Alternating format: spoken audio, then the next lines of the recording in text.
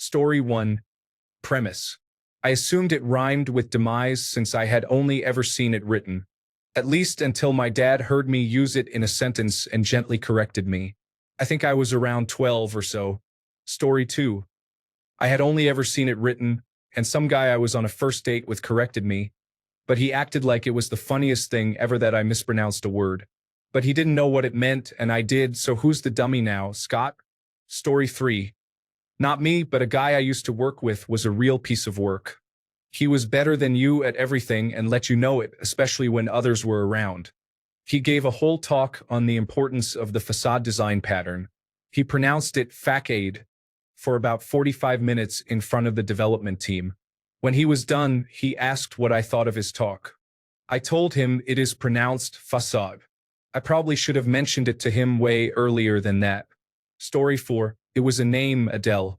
Thought her name was Adele, not Adele. Also mispronounced scimitar during Cards Against Humanity, as I honestly don't think I'd ever read the word before. Story 5. A common one, epitome. Overall, I noticed once I began downloading British Broadcasting Corporation content decades ago, that I pronounced a slew of words like they are pronounced in the United Kingdom. Story 6. Ennui. It's not ennui apparently, but ennui. Segue. Does not follow the same rule as vogue and rogue, but is instead segue. Words I'd only seen in writing before, and yeah, I'd had them mentally wrong for years before I tried saying them out loud. Story 7. Montessori. Sounding it out, I always thought it was Montessori, basically, but I was very wrong and found out, surrounded by my fiancé and his family, when I asked one day what kind of school it was. Both he and his parents looked at me like, "Oh, what school? Sorry?" So I pointed to the sign and found out I was entirely wrong. Story 8. 4 years, I thought espresso was the correct way to say espresso. It wasn't until I overheard a barista at a coffee shop sharply correct someone, and I realized I'd been living a lie. Embarrassing, but at least I wasn't the only one. Turns out, most people just default to espresso because it sounds right. Story 9. Thanks to my dad's small-town upbringing, for years I said battery instead of battery. Also, theater rather than theater. I was corrected at age 14 by other 14-year-olds. You can guess the level of compassion involved. Story 10. The fact that the word is remunerate, not remunerate. I've been saying that incorrectly my whole life, and I'm in my 50s. Found out on a random internet site. Story 11. Bruschetta. I was pronouncing it like bruschetta until the guy at the Schlotsky's drive-through window corrected me with zeal. Learned it is bruschetto at about 42 years old. Story 12. I bumped into the word warthog in aviation earlier than in biology and imagined it as warthog. While I sure didn't know what a thog would be. My mind was blown when I realized it's a hog with warts as I saw a nature documentary on them. Story 13. This is reminding me of the Wait, Don't Tell Me episode where Maeve spent an entire Bluff the Listener segment pronouncing tortoise as tortoise. Story 14. My family and I always pronounced sherbet as sherbert. I didn't realize there wasn't a second R until I was a teenager. I still call it sherbert, though. Story 15. I always thought the emphasis was on the second syllable, shdnteri. I was wrong. I heard it said on a podcast one day and thought, that's a weird way to say it. Then I looked it up and realized that the laugh was on me. Story 16. Edit. Someone else mentioned epitome already, so here's another. Cacophony as cacophony. Epitome. I didn't connect the written word with the way I heard people say it. I pronounced it epitome with a long O and silent E. Story 17. Annihilation, which I read in a book and pronounced annihilation. Funny thing was that I learned the word verbally, but didn't make the connection for some time until one day I remember thinking, I wonder how you spell annihilation. And then it suddenly clicked. Also chimera, which I pronounced chimera. Story 18. I still mispronounce antibiotics, like my brain just cannot form the word correctly, and I hear it every time I say it. I pronounce it like either antibiotics or antibiotics. I really have to concentrate hard to pronounce it antibiotics. Story 19. Hermione. For years I pronounced it as Hermoine with the moin sounding like coin, just replace the C with an M. It was not until one of the later books that Ron sounded it out like Hermione, because he had food in his mouth or something. It hit me like a train and took me forever to start reading her name correctly. Story 20. Or rather, I said and still say mischievous with stress on the second syllable. This is actually gradually changing in society to an extent that I think mischievous can be said to be correct. Story 21. I mispronounced concierge well into my late 40s. I always said concierge with a hard G, and I still say it that way in my head when I'm reading, laughing out loud. Story 22. I pronounced it apparel for years. I have no idea if I heard someone say it that way or if I had only ever seen it written down. I pronounced it that way well into my early 20s. Story 23. When I was a kid, I thought tangy was pronounced tangy, and I still hear about it to this day. Also, when did we start saying Audi instead of Audi for Audi? Story 24. I read my older sister's assigned literature books, so I read The Odyssey a couple of years before we read it in school. I read Penelope as Penelope. Story 25. I pronounced the H and put the emphasis on the first syllable. It should be a silent H with emphasis on the second syllable. I tried to joke, I need to go pay homage to the porcelain god, until one of my friends finally corrected me. But turnabout is fair play. That same friend pronounced epitome as epiihtome instead of epitome, until I corrected him. Story 26. The Snowboard Company Battalion. Never heard anyone say it, and seeing the word on the boards, I read it as battalion.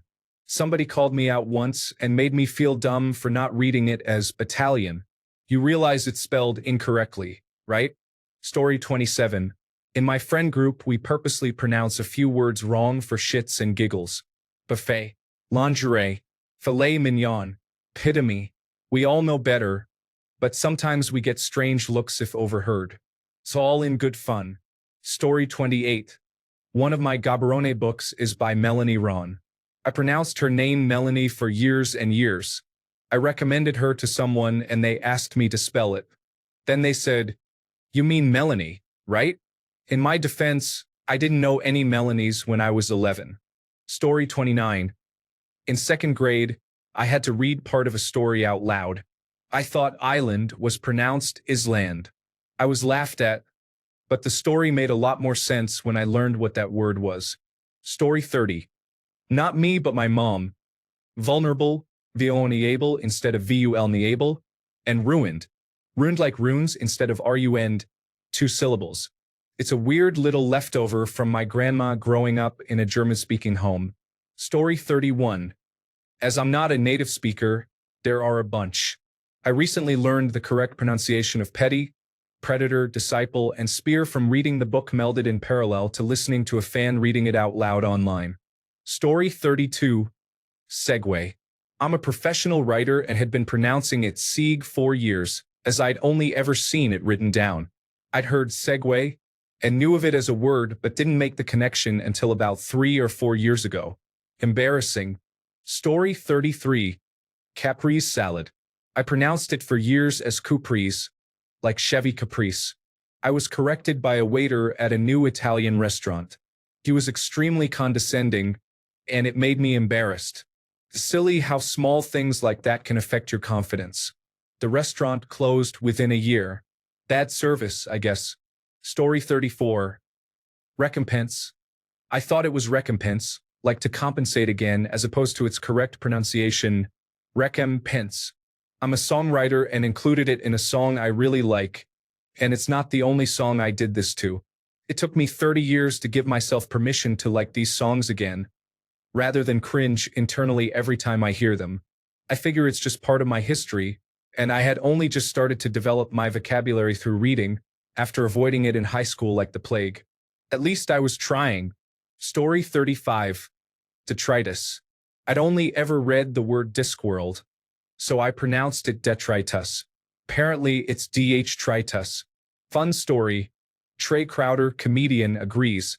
He went off on a tangent during a podcast and said detritus sounds better. Also, Is tinnitus really pronounced tinitus? I always thought it was tinnitus. Story 36. Chaos. I used to say chouse. Still get a kick out of it to this day. Also, I knew this girl in first grade named Sirix. It's Syrie. Still get a kick out of that one too. Story 37. 4 years I read it as ETK, not K, but K. The sound that the letter K makes. I was informed by an entire high school class that it's etc. I'd heard the word before but never put the two together. That's when I started keeping a paperback dictionary with me. Story 38. Misled. I've always heard people say misled, but when I'd read the word, I would pronounce it as missled and not misled. Took me about 26 or so years. Story 39. Unabridged as in the shortened version of a written work. I pronounced it as unabridged, but apparently it's pronounced just like it's spelled, with bridge being in the middle. I read a lot as a kid, so my vocabulary is pretty solid, but a 12-year-old corrected me just last year, and I'm in my 30s. Story 40. Colonel.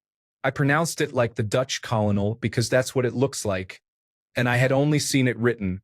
The pronunciation in English makes no sense. Story 41. I had only seen touche written for a long time and thought it would be pronounced touchy. I assumed when people said it, it was spelled more like tushy or something. Later on, I connected the words and realized I had been an idiot. Story 42. I really enjoyed reading Les Miserables and was excited at the chance to see the play for the first time with my wife's family. On the way there, I started talking about what a great character Jean Valjean was, except I repeatedly pronounced it Jean Valjean. Turns out Javert didn't have a hard T on the end either. That one still stings. Story 43. For the longest time, I pronounced binoculars as binoculars because of the prefix by meaning to. I was corrected in my late 20s that it was butnoculars. Oops. Story 44. Not a word, but I used to say all intensive purposes instead of all intents and purposes. Funnily enough, I said it in a YouTube comment, and someone kindly corrected me. I thanked them and have said it correctly ever since. Story 45. Brownie. I am French and tend to say it the French way without realizing it. It took 15 years speaking the language, and 4 of my roommates looking at me like dead bugs, to understand that it was pronounced brownie and not bruni. Sometimes, when words are so similar, you just mix it up. It ended up being a good inside joke. Story 46. Adjacent. I pronounced it adjacent. I realized it was wrong when I had to read aloud from our math textbook my senior year and kids giggled behind their hands. Story 47. Cacophony. I pronounced it cacophone as I'd only ever seen it in print. Playing a drinking game in college with a bunch of people, and everyone howled when I said it with such confidence. Story 48. Niche. I've always said and will continue to say niche. I've heard a few people in my life pronounce it niche. I like niche better personally. Story 49. A coworker of mine pronounced porcupine incorrectly until her mid-30s. She did not do this to be cute. She genuinely thought that was the name of the animal. I spent most of my teenage years filled with anguish rather than angst. I had only seen it written and no one said it around me, so the few times people asked how I felt, I replied in a very beefy way. Story 50. Phage. There is a yogurt called phage, but I thought the E was silent, so I was saying the word that you shouldn't say. Everyone told me I was wrong, but it wasn't until I saw a commercial that I was proven wrong. It is pronounced kind of like phase. Happily, everyone thought it was just my speech impediment, so no issues. Story 51. My English teacher in school had a weird countryside accent and said the word pejorative as pejorative. So I used that one wrong for a few years until I saw it written down. Story 52. Not me, but my husband. Aspartame. He's 48 and just within the last year realized it's not pronounced aspartame. He was reading some ingredients on a soda can, and I thought he was just being silly and fancy. Nope. For 47 years, he genuinely thought it was pronounced that way. Story 53. Avocado. I would always put an L in it and say avocado. My girlfriend and her friends made fun of me one time, and I've always said it correctly since then. Story 54. A friend in 8th grade asked me, "How do you spell outfit?" What? Outfit? I'm sorry. I have no idea what you're trying to say. Outfit. You know, like clothes? Outfit. She was asking me how to spell outfit. Story 55. Pasta. I'd pronounce the first syllable as the word pass, rather than the word paw. It might be a regional thing. I got made fun of when I lived abroad. Story 56. Equitable. I used it in a speech in high school. I pronounced it with a long E sound multiple times. My speech teacher gave me an A on it, but let me know it was pronounced with a short E. Story 57. Reuters, the news organization. It's typically pronounced Reuters, whereas a friend of mine with the same name pronounces his name Reuter.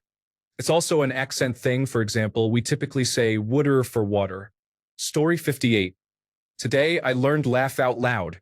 I actually had a dream 4 nights ago where that word was used, and in my dream it was pronounced quay, so even my subconscious is illiterate. Story 59. Tinnitus. The first part of the word rhymes with minute, but I incorrectly pronounced it so that the last part of the word rhymed with arthritis. Both instances of the letter I are supposed to be pronounced short, but I was pronouncing the second one long. Finally heard it pronounced correctly in a medical video. Story 60. Naive just before my teens. Pronounced it as naive in front of my cool uncles and academic grandparents. I was a super well-read kid and I was familiar with the spoken term naive, with a similar or synonymous meaning to naive, but had just never put 2 and 2 together. Yes, I am aware of the irony. Story 61. I thought the lyrics to Hot Cross Buns were hot crust buns because that made perfect sense in my brain. I could go for a bun with some hot crust on the outside and soft in the middle. Story 62. Segue. I've said the word out loud correctly forever without realizing the spelling, but I always said seg in my head when I read it. I think I figured this out listening to a podcast about the Segway. Story 63. High school friend always said couch instead of couch. We finally asked why he was saying couch so much, and he goes, "Wait, it's not called a couch? I've said that my whole life. I've written it on exams, and no one corrected me."